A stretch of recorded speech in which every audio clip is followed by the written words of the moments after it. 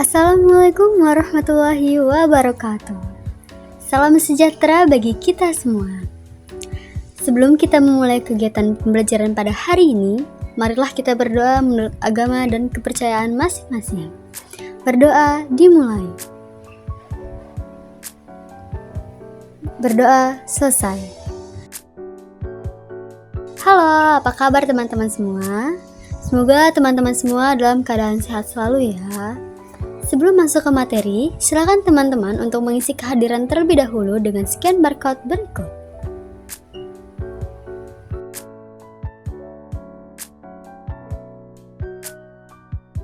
Hari ini kita akan mempelajari tentang dasar desain grafis, mata pelajaran desain grafis, sekolah menengah kejuruan, jurusan multimedia.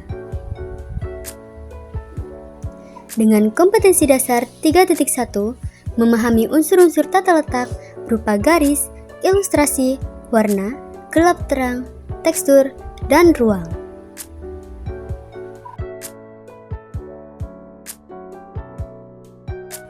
Untuk indikator pencapaian kompetensi dasar ada 3. Yang pertama, mengidentifikasi unsur garis dalam tata letak.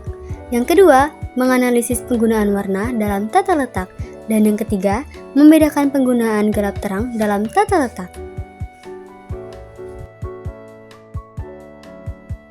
Kira-kira apa saja ya unsur-unsur yang ada pada desain grafis?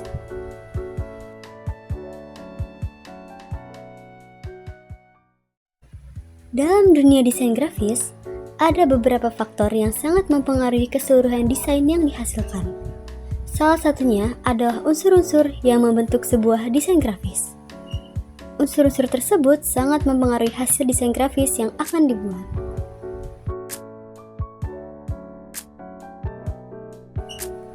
Unsur-unsur desain grafis yang pertama ada garis, yang kedua ada tekstur, yang ketiga ada ruang, yang keempat ada gelap terang, yang kelima ada bentuk, yang keenam ada ukuran, dan yang ketujuh adalah warna. Baiklah, kita akan membahas satu persatu pengertian dari tiap unsur desain grafis. Unsur yang pertama adalah garis. Unsur garis adalah unsur yang merupakan titik atau poin yang saling terhubung dengan titik atau poin lainnya yang akan membentuk sebuah bentukan. Gambar garis dalam dunia desain grafis, garis itu digunakan untuk membentuk, membagi ruang, dan membangun konstruksi desain dalam setiap pengerjaannya. Nah, setiap garis itu mempunyai makna dan arti yang berbeda sesuai dengan ketebalan korinta sehingga jumlah lingkungannya semua mempunyai kegunaan masing-masing dan harus disesuaikan dengan kebutuhan desain. Berikut adalah gambar dari macam-macam garis.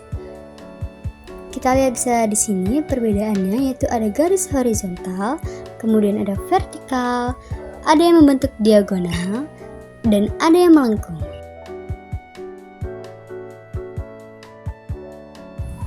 Selanjutnya adalah unsur bentuk. Bentuk atau yang biasa disebut shape adalah sebuah bentukan yang memiliki bentuk seperti lingkaran, kotak, segitiga, ataupun bentukan lain yang memiliki diameter tinggi dan lebar. Bentuk merupakan salah satu elemen dasar dalam sebuah desain. Jadi dalam desain grafis, bentuk itu mempunyai berbagai macam tujuan, antara lain untuk mengelola informasi melalui suatu hubungan dan pembagian bentuk. Kemudian, bentuk juga dapat digunakan untuk menyimbolkan ide-ide yang berbeda, kemudian untuk menekankan dan menciptakan entry point dan bagian yang menarik, dapat memberikan arah pada mata dari satu elemen desain ke elemen desain selanjutnya. Berikut ini merupakan gambar dari macam-macam bentuk. Ada yang berbentuk lingkaran, persegi panjang, segitiga, persegi, dan lain-lain. Jadi, selain macam-macam bentuk yang sudah disebutkan tadi, juga terdapat 3 istilah bentuk yang sering kita gunakan. Antara lain itu bentuk geometris, bentuk natural, dan bentuk abstrak. Nah, apa sih pengertian dari bentuk geometris? Jadi bentuk geometris adalah bentuk-bentuk tertentu yang terukur dan dapat didefinisikan seperti lingkaran, itu bola, persegi itu tabung, atau bentuk-bentuk yang lain. Nah, Bentuk geometris ini juga sering disebut sebagai bentuk murni atau bentuk mufrad. Kemudian ada yang dikenal dengan bentuk natural. Nah, bentuk natural ini adalah bentuk yang dapat ditemukan di alam atau dapat juga berupa buatan manusia. Contohnya adalah misal ada daun atau tetesan tinta. Nah, itu adalah bentuk natural, memiliki bentuk bebas yang asimetris dan memberikan rasa spontanitas. Yang terakhir adalah bentuk abstrak. Bentuk abstrak itu merupakan bentuk natural dalam versi yang lebih sederhana. Jadi bentuk abstrak itu memiliki wujud yang mudah dikenali namun tidak nyata. Contohnya tuh simbol yang kita temukan pada rambu-rambu, seperti misalnya bentuk kursi roda untuk akses bagi penyandang disabilitas. Nah, contoh lainnya itu dapat kita lihat, misalnya sering menggambar orang yang berbentuk seperti lidi. Nah, jadi itu adalah salah satu contoh bentuk abstrak. Meskipun bentuknya itu seperti lidi, semua orang sudah bisa memahami bahwa yang dimaksud itu adalah gambar orang, kecuali sudah diakui secara universal. Berikutnya adalah tekstur. Tekstur merupakan tampilan dari sebuah gambar atau desain yang pada visualisasi permukaannya memiliki suatu bentuk corak dan pola yang bisa dilihat dan dicermati oleh mata, bahwa permukaan gambar tersebut terlihat halus, kasar, atau lembut. Nah, tekstur itu sering dipakai untuk lebih menguatkan karakter suatu bidang. Dengan penciptaan tekstur tertentu akan lebih menguatkan pesan yang ingin disampaikan, sehingga karya desain menjadi lebih artistik. Berikut ini adalah beberapa contoh tentang tekstur, yaitu ada tekstur batu, tekstur daun, tekstur plesteran tembok, dan juga tekstur ambal. Terdapat dua jenis tekstur, yakni tekstur buatan dan juga tekstur alami. Nah, tekstur buatan adalah tekstur yang sengaja dibuat dari berbagai bahan dengan pengolahan dan metode tersendiri. Itu contohnya seperti plastik, kaca, logam, dan juga kertas. Sementara tekstur alami ialah tekstur yang muncul secara alami tanpa campur tangan manusia. Contohnya itu batu, pasir, kayu, rumput, dan lain-lain. Nah, tekstur alami itu juga biasa disebut dengan tekstur asli. Selanjutnya kita akan melangkah ke unsur yang berikutnya, yaitu unsur ruang. Unsur ruang atau space adalah ruang atau jarak antara elemen-elemen yang terdapat pada desain grafis. Nah, perpaduan antara elemen tersebut harus disesuaikan spesiesnya, sehingga desain yang diperoleh akan membuahkan hasil yang maksimal, karena memberikan hal yang menarik dan profesional bagi mata yang melihat. Jadi, ruang juga dapat disebut sebagai area kosong di sekitar unsur-unsur sebuah karya desain grafis. Apa sih fungsi dari ruang itu? Jadi fungsi dari ruang itu dapat digunakan untuk memisahkan atau mengelompokkan informasi unsur. Ini juga dapat digunakan untuk membuat mata pembaca atau yang melihat desain tersebut dapat beristirahat sejenak, dan ruang juga berfungsi untuk menentukan prioritas informasi dan mengarahkan perhatian pembaca ke tempat yang diinginkan. Unsur berikutnya adalah unsur ukuran. Ukuran adalah unsur lain dalam desain yang mendefinisikan besar kecilnya suatu objek. Dengan menggunakan unsur ini, kita dapat menciptakan kontras dan penekanan atau emphasis pada objek desain sehingga orang akan tahu mana yang akan dilihat atau dibaca terlebih dahulu. Nah, berikut ini merupakan gambar bentuk dengan berbagai macam ukuran.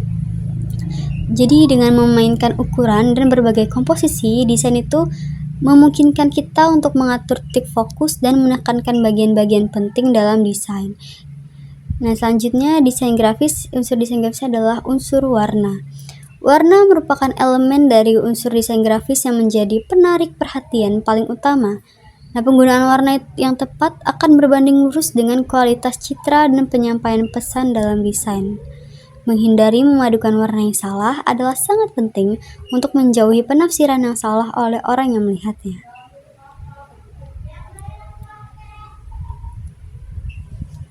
Lalu selanjutnya ada unsur gelap terang. Gelap terang adalah keadaan di mana suatu bidang yang dibedakan dengan warna tua untuk gelap dan warna muda untuk terang yang terjadi karena disebabkan oleh perbedaan intensitas warna atau karena pengaruh cahaya. Nah, berikut ini adalah ilustrasi gelap terang yang dituangkan dalam sebuah karya desain grafis.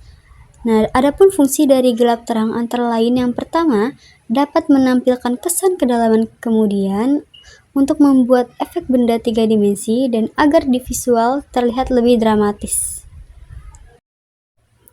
Kesimpulan, agar desain yang kita hasilkan menarik, maka ada beberapa unsur yang harus dipelajari, yaitu unsur dalam desain grafis.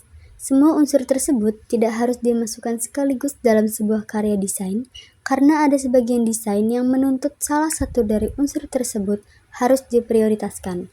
Jadi, ada penekanan-penekanan dalam setiap unsurnya. Unsur-unsur tersebut sangat mempengaruhi hasil desain grafis yang dibuat. Adapun unsur-unsur tersebut adalah garis, bentuk, tekstur, ukuran, ruang, warna, dan gelap terang. Untuk mengetahui sejauh mana pengetahuan kalian tentang pembelajaran hari ini, ada sedikit evaluasi, yaitu kuis yang bisa kalian kerjakan dengan scan barcode berikut. Untuk pertemuan minggu selanjutnya, kita akan mempelajari tentang identifikasi fungsi dan unsur warna pada CMYK dan RGB.